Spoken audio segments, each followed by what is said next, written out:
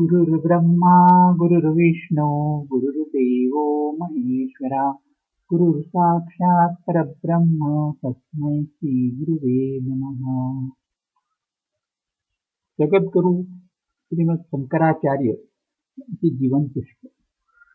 या विश्वातील दार्शनिकांमध्ये भगवान शंकराचार्यांचे नाव सर्वात अग्रगणी आहे. आतापर्यंत त्यांच्या जीवनचरित्रासंबंधी लहान मोठी अशी असंख्य पुस्तके प्रकाशित झाली आहेत. आचार्य सर्वथा अलौकिक दिव्य प्रतिभा संपन्न व्यक्ती होते. त्यांच्यात प्रकांड पांडित्य, गंभीर विचारशैली, प्रचंड कर्मशीलता, अगाध भगवत भक्ती, उत्कृष्ट वैराग्य, अद्भुत योग ऐश्वर्य इत्यादी दुर्लभ गुणांचा समुच्चय एकाच ठिकाणी होता. त्यांच्या वाणीवर तर प्रत्यक्ष माता सरस्वतीच विराजमान होती. याच कारणाने त्यांनी 32 वर्षाच्या अल्प आयुष्यामध्ये अनेक मोठ्या ग्रंथांची रचना केली होती.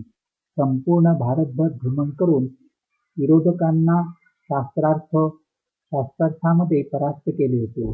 भारताच्या चारही कोपऱ्यात चारही दिशांना 4 प्रधान मठांची स्थापना करून समस्त देशात सनातन वैदिक धर्माची ध्वजा फडकाविली होती. थोडक्यात सांगायचे म्हणजे शंकराचार्यांनी अवतरित होऊन बुडत असलेल्या सनातन धर्माची रक्षा केली. याचे फलस्वरूपच आज आपण सनातन धर्मात उत्तम स्थितीत असल्याचे पाहत आहोत. त्यांच्या धर्मसंस्थापनेचे कार्य पाहून असा विश्वास वाटतो की ते साक्षात कैलासपती भगवान श्री शंकरांचेच अवतार होते. शंकर हा साक्षात. याच कारणाने सर्व लोक त्यांचे भगवान या शब्दाने स्मरण करतात. आचार्य शंकरांचा जन्म केरळ प्रदेशातील पूर्णा नदीच्या तटावरील स्थित कलादी नावाच्या गावी वैशाख शुक्ल पंचमीत झाला.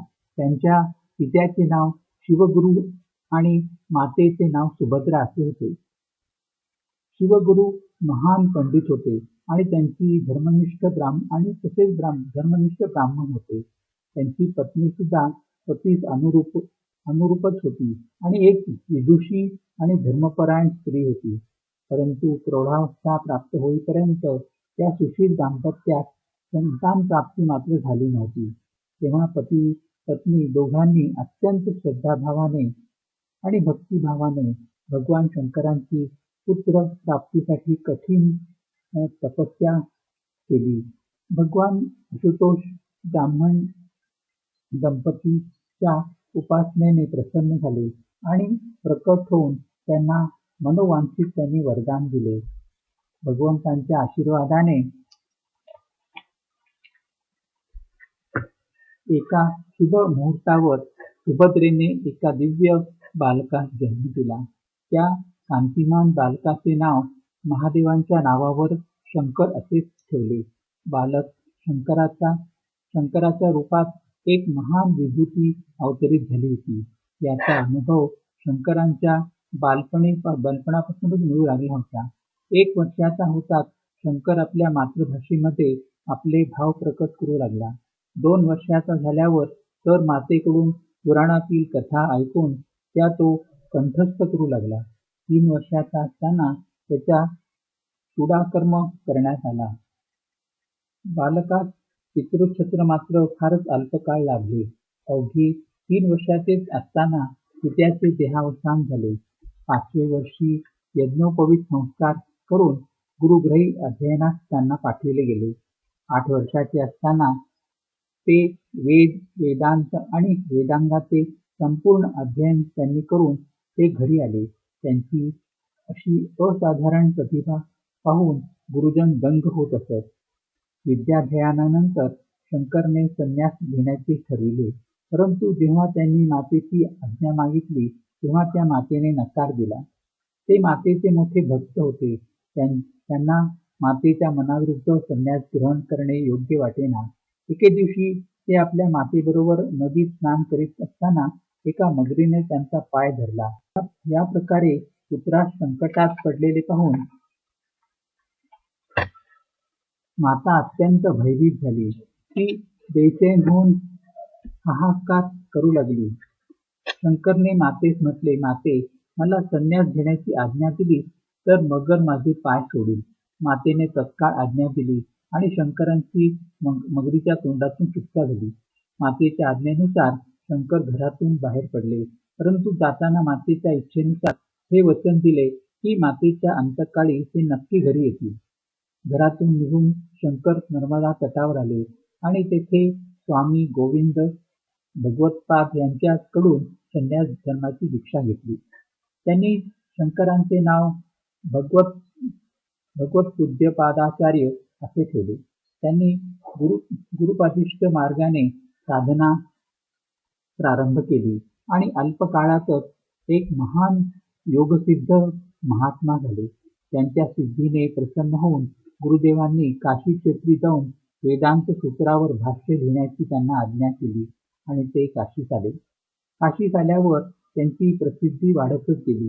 अनेक लोक त्यांच्या विद्वत्तेने आकर्षित होऊन त्यांचे शिष्य झाले. त्यांचे सर्वप्रथम शिष्य सनंदन होते, जे नंतर पद्मपादाचार्य या नावाने प्रसिद्ध झाले. काशीत शिष्यांना विद्यार्जन करीत असतानाच त्यांनी ग्रंथरचना सुद्धा केली. एके दिवशी भगवान काशी विश्वनाथांनी त्यांना दर्शन देऊन धर्मप्रचार करण्याचा आदेश दिला. जेव्हा त्यांनी वेदांत सूत्रावर भाष्य पूर्ण केले होते, त्यावेळी एके दिवशी एका ब्राह्मणाने त्यांना गंगा तटावर एका सूत्राचा अर्थ विचारला. त्या सूत्रावर त्यांचा 27 दिवसपर्यंत शास्त्रार्थ चालू होता. नंतर त्यांच्या लक्षात आले की महर्षी वेदव्यास ब्राह्मणाच्या वेशामध्ये प्रकट होऊन त्यांच्याबरोबर विवाद करीत होते. तेव्हा त्यांनी अत्यंत श्रद्धाभावाने त्यांना वंदन केले आणि क्षमा मागितली. तेव्हा त्यांना महर्षींनी अद्वैतवादाचा प्रचार करण्याची आज्ञा दिली आणि त्यावेळी त्यांचे 16 वर्षाचे आयुष्यात वाढवून 32 वर्ष केले. या घटनेनंतर शंकराचार्य दिग्विजयास निघाले. काशीमध्ये असताना त्यांनी तेथील सर्व विरोधकांना परास्त केले होते. तेथून ते कुरुक्षेत्र मार्गाने बद्रिकाश्रमास गेले. तेथे काही काळ वास्तव्य करून अजून काही ग्रंथांची त्यांनी रचना केली. जे ग्रंथ सध्या उपलब्ध आहेत ते सर्व त्यांनी काशी अथवा बद्रिकाश्रमात असतानाच लिहिले होते.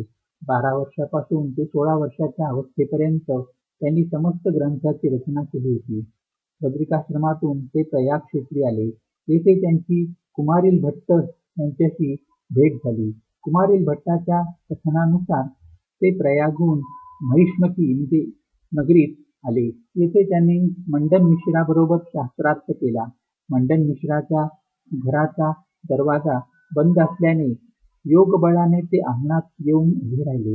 जेथे मंडन मिश्र श्राद्ध करीत होते ते आटोपल्यावर त्या उभयतांमध्ये शास्त्रार्थ झाला.